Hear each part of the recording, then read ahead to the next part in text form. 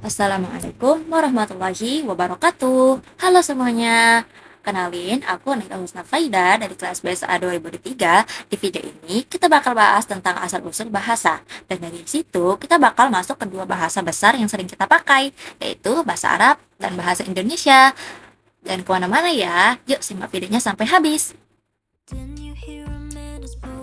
Sebelum kita masuk ke pembahasan bahasa Arab dan bahasa Indonesia, yuk kita mulai dari pertanyaan dasar. Dari mana sih sebenarnya bahasa manusia itu berasal? Dalam buku Fikih Al-Lugha karya Profesor Dr. Haji Muhammad Rusdi Khalid, jelaskan bahwa asal-usul bahasa telah menjadi pembahasan panjang para ilmuwan, filosof, dan ulama. Secara garis besar, ada 6 teori tentang asal-usul bahasa. Yang pertama, teori tauqifi. Menurut teori ini, bahasa itu adalah wahyu langsung dari Tuhan. Dalam Islam, ini sesuai dengan kisah Nabi Adam alaihissalam yang diajari nama-nama oleh Allah dalam Al-Baqarah ayat 31.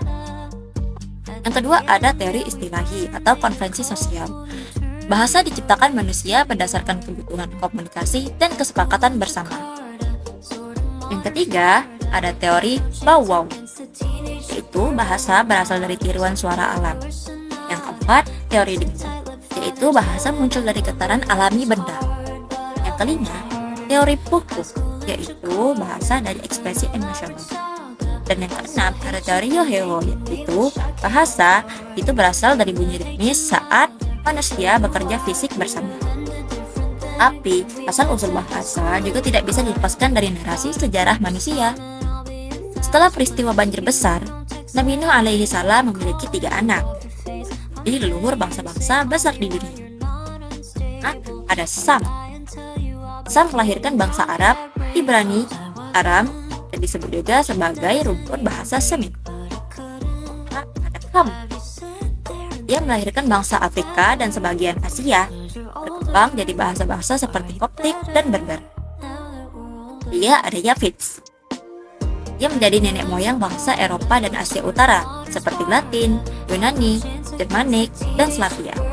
Dari sinilah muncul klasifikasi bahasa-bahasa besar dunia, antara lain rumpun Indo-Eropa, rumpun Sino-Tibet, rumpun Hamito-Semitik atau Afro-Asiatik, rumpun Dravida, dan rumpun Austronesia.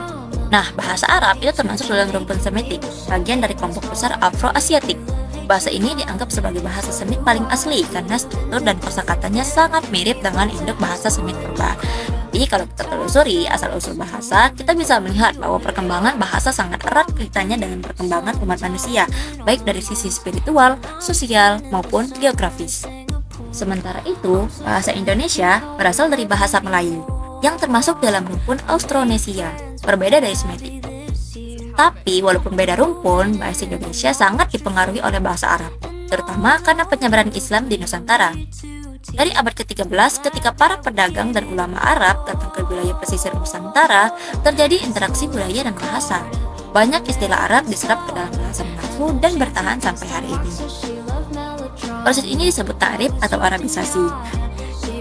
Jadi, meskipun secara struktur bahasa Indonesia berbeda jauh dari bahasa Arab, keduanya tetap saling terhubung secara sejarah dan budaya. Sekarang, kita sebagai generasi baru punya tugas, bukan hanya memahami bahasa, tapi juga menghargai warisan kedalaman makna dan sejarah yang menyertainya. Sekian video dari saya Nika Husna Faida. Wassalamualaikum warahmatullahi wabarakatuh.